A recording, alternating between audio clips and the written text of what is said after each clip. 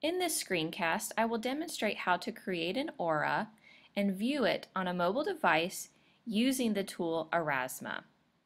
The first step is to download the Aurasma app to a mobile device. As you can see from the Aurasma homepage, it is available on both Android and iOS devices. So visit the either Google Play or App Store to download and install and start up that app on your device. It will prompt you to create a username and a password, and you can go ahead and do that. Then you can take that username and password and link it to another account that you'll be creating on Aurasma Studio online. So in your web browser, you'll need to go to studio.aurasma.com/register, and you can use your Aurasma app username that you've just created on your app, or you can create a new one, but I recommend going ahead and using the same username that you had on your app and completing the rest of the form. And this will walk you through the steps of creating an Aurasma Studio account, which you will need to complete the Aura process as described in this screencast. The next step is to decide on a trigger image. A trigger image is the image that you scan on your mobile device to trigger some type of digital content or trigger that aura to pop up, the overlay to pop up. So a trigger image could be a diagram that you find on through a Google search, such as a diagram of a microscope. It could be a diagram of a computer and all the different parts in a computer. It could be a picture or an illustration of the solar system that when students scan, they can bring up the labels for each of the planets in the solar system. It could be a photograph, and that's what I'm going to use in my demonstration. A photograph of a location where you label different things in that location, or you don't necessarily have to do labels, any kind of digital content that you would overlay on that. So there's a lot of examples in the professional literature about how to use Aurasma, but in this demonstration I'm going to show you how to overlay some labels on some type of image. This is the image that I'm going to use as my trigger image for this demonstration. It is a photograph that I took using my iPhone off of the balcony of my apartment here in Doha, Qatar. So I'm going to be labeling the different buildings that I can see in this photograph. So once you've decided on your trigger image, make sure you put that file somewhere where you can easily get to. I usually just put mine on the desktop while I'm working on a project. You're going to need to open up a program that you can use to create labels. You could use PowerPoint, and that's what I'm going to demonstrate with in this screencast, but you could also use Keynote, Paint, Microsoft Word, or some other type of similar tool where you could create text boxes and arrows. That's really all you need. So I'm going to show you how to do that in PowerPoint. I'm just going to create a new PowerPoint presentation with a white background.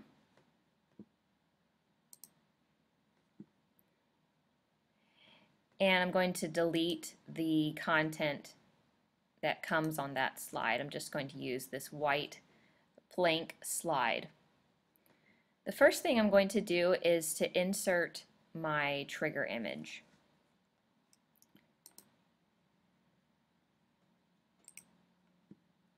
So since I put the image on the desktop, it's easy to find, and there it goes.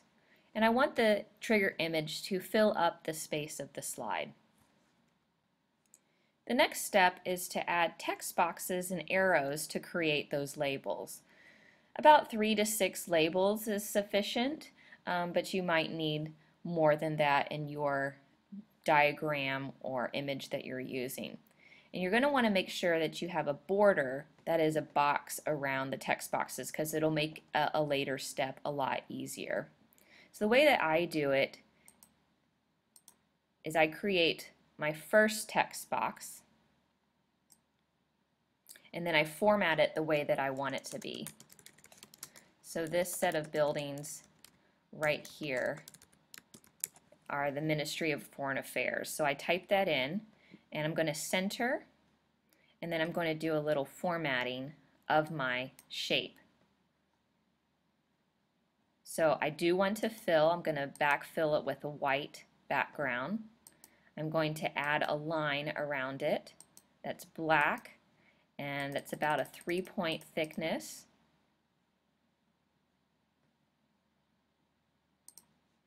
And I'm going to change the text font size and face to be something a little bit more interesting and a little bit larger to see.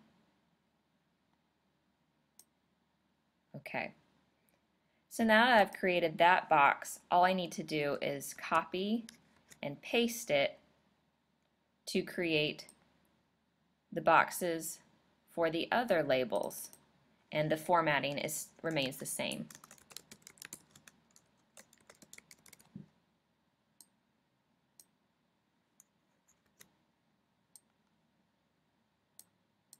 So now I'm going to create some arrows, and I'm going to do the same type of thing.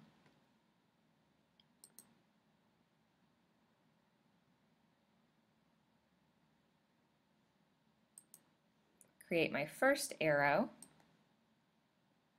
and format it the way that I want it to be. Changing the color to black, the weight to be a 3-point weight, and then copying and pasting it several times.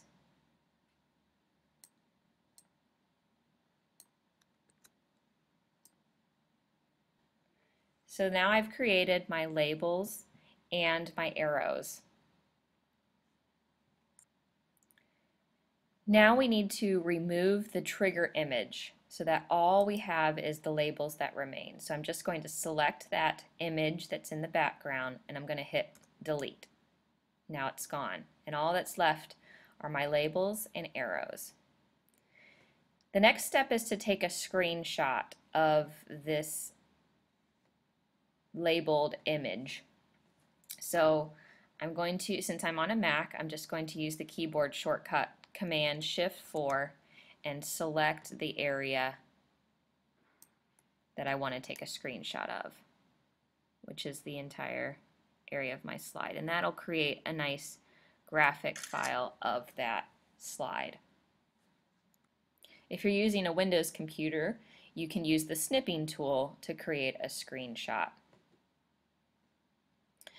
So now that I have my screenshot of my labels, this is going to be my overlay, but I need to take out the white background because all I want are these labels. So I'm going to use an online tool called Pixlr, pixlr.com. And I'm going to use the Pixlr editor. It's the first option once you're on the pixlr.com homepage. I'm going to choose the second option down, Open Image from Computer. And the screenshot that I just took is on my desktop. So I select that to open. In Pixlr, the first step I need to do is to unlock that image. So looking at the right-hand side of the screen, there are some palettes. The second one is labeled Layers, and there is one layer named Background. You'll see that there is a lock to the right of that layer. If you double-click that lock, it changes and will unlock that image. So that's a very important first step, and you can see in the history that I've now opened the image to allow editing. Now looking towards the left-hand side of my screen, I have a tools palette. I'm going to choose the tool that looks like a magic wand, and if I put my mouse over it, wand tool comes up as what the name of that tool is. It's got a pink end to it.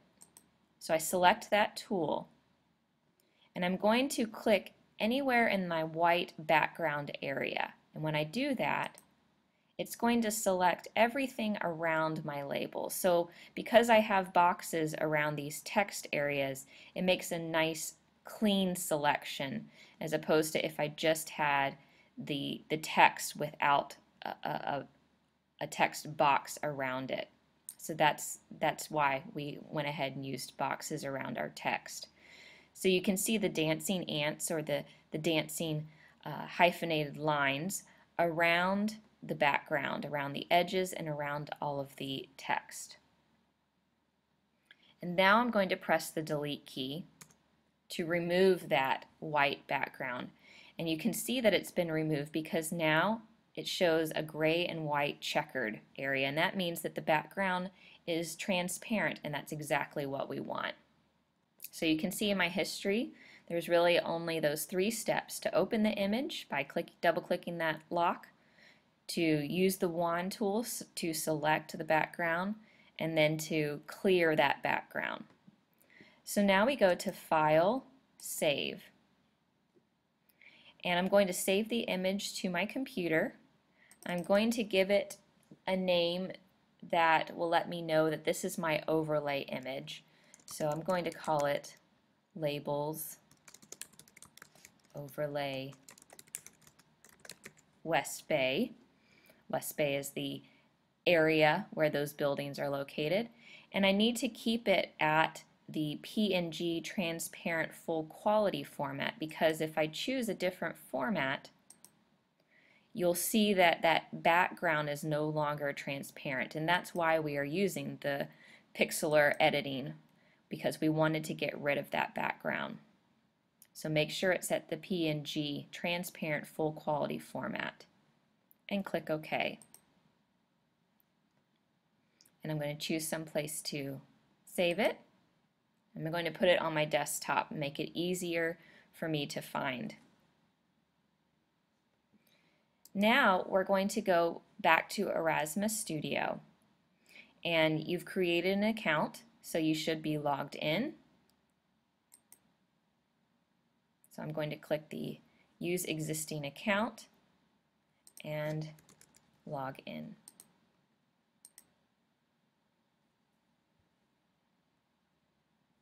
There are some great helpful tutorials in addition to this screencast that you can take a look at.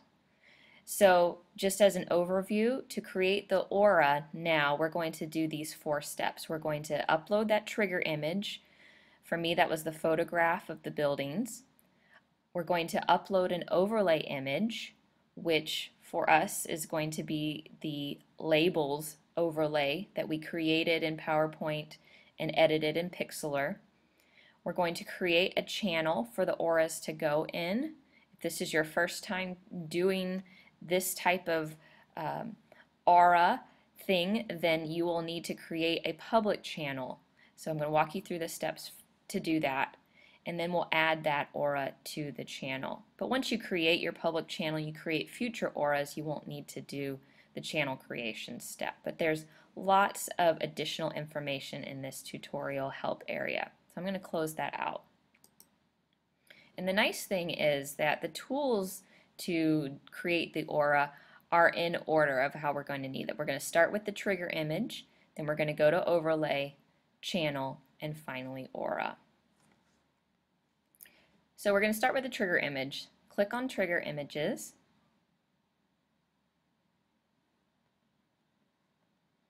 And you're going to click Add. And that brings up the new trigger image dialog box. You're going to name your trigger image. So I'm going to call mine West Bay, Doha, Qatar buildings. Now I can choose coordinates for that because this is a location that I've taken. I can go ahead and bring up the map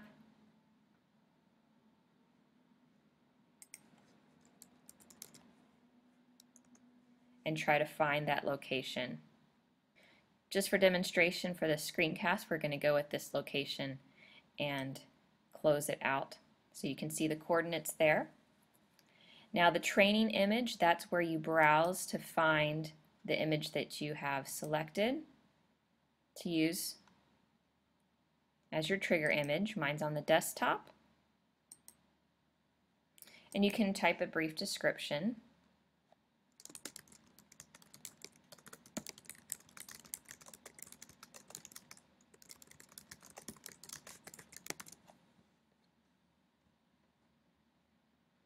And then you can click Save and let it process. All right, once it's done processing, it's actually created that overlay. As you can see, it's the second one that I just created. I can add some masking. If I've got an image such as a diagram of a computer or of the body, the human body, and it's got a white background and it just has the body or the computer components in the middle, I can add some masking to tell Aurasma not to look in areas around that body. But that doesn't really apply to my photograph because everything in the photograph can be viewed through the Aurasma. So there isn't any blank space around that I can mask out, but that is another step that you can do. So I'm going to click Close so I can close out of the Trigger Images area and go to the Overlays area. So now I'm going to click the Add button, and I'm going to name my overlay.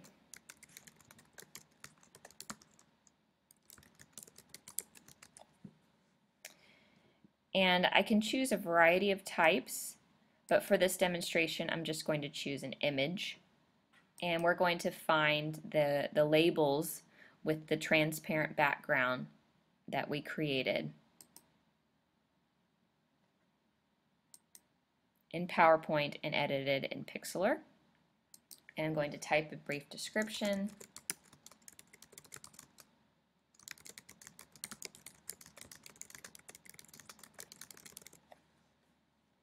And click Save.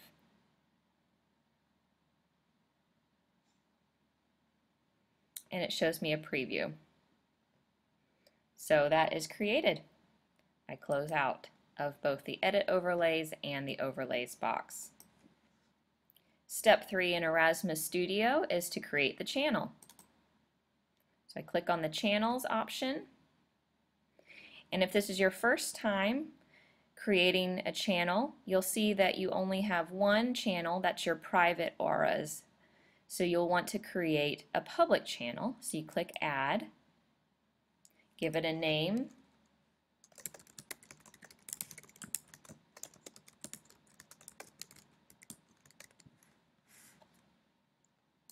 and a brief description.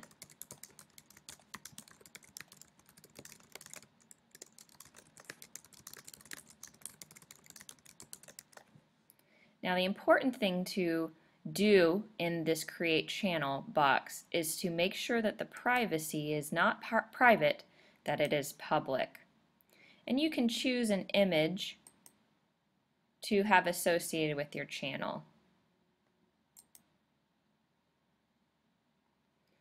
And then you click Save. And that will create your public channel. And then you can close out of the Edit Channel and the Channels dialog boxes. It's time to create the aura. We're going to combine the trigger image and the overlay to create the aura. So I click Auras, I click Add. I need to expand the aura details at the top and give my aura a name.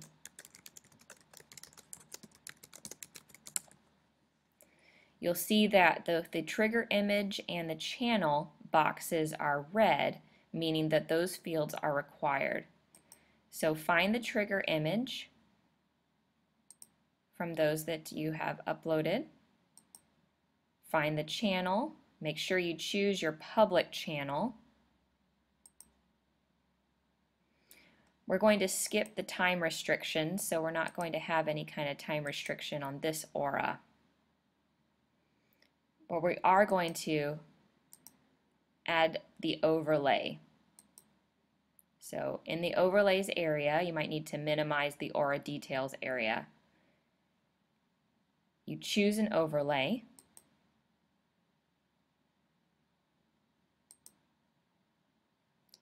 Our labels in this case. And if we zoom out, we can see that they are there. We want to make sure that it is shown. And you can have multiple overlays so you can color code around the outside so that you know which overlay is which selected at that point. So it's just, that's what that orange border means. So you can continue to add more overlays. In this example, I'm only going to do the one. We are going to add an action to that overlay. So when we look through the Aurasma app on the mobile device, it will not only bring up the labels, but when we tap the screen, it'll bring up a website that's associated with the content. So while I have this overlay created, I'm going to click Add Action, and there are a couple of options, but I'm going to keep it when overlay is tapped. It's going to load a URL. So now I'm going to find the Wikipedia page for West Bay, Doha, Qatar. So I'll just go to my Google search, find the Wikipedia page, copy that URL, and paste it in this box here. And make sure that the URL copied correctly. Sometimes the parentheses or other symbols don't copy correctly. So that is my URL, and you can use any kind of URL that's associated with the content that you chose. So that action is added. If I wanted to add multiple actions, I could add even more. Now, before we close out of this new aura box, we want to make sure that the labels are lined up. And I've zoomed out as much as I can, but just looking, they're pretty well lined up. But if I needed to adjust them, there are two buttons that you can use. The resize, so you can fit to the trigger image, you can stretch to the trigger image, and you can also align to the trigger image under the move option. So know that those two are there if your labels are not quite lined up correctly. So I'm going to save, and that will create my aura. And now I can close out of this box.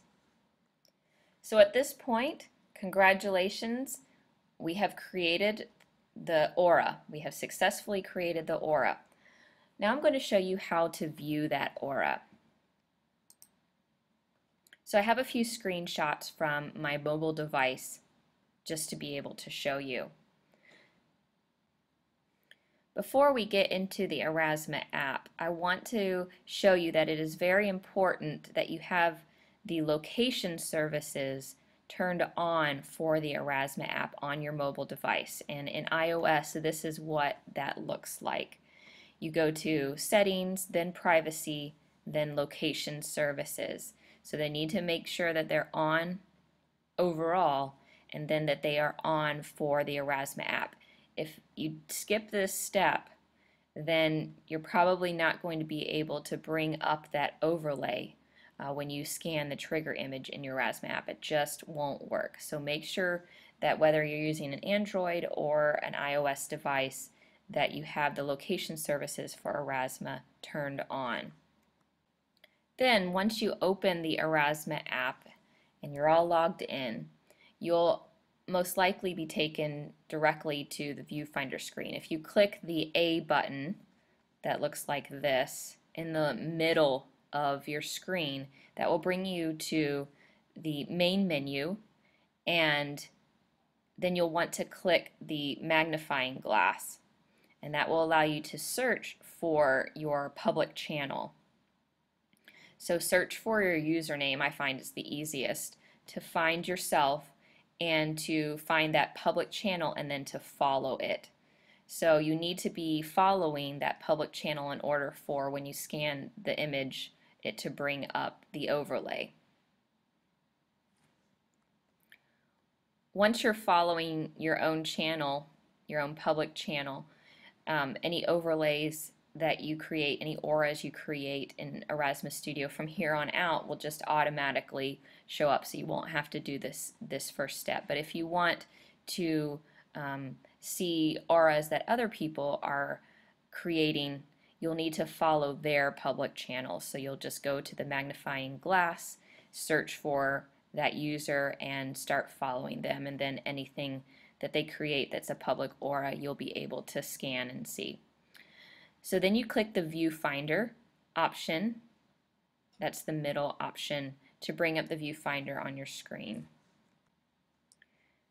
So to test it out, you can open up that trigger image on your computer screen and scan it using your mobile device off of the computer screen. And this is a screenshot showing you what it looks like through my mobile device, looking at my computer monitor with the trigger image.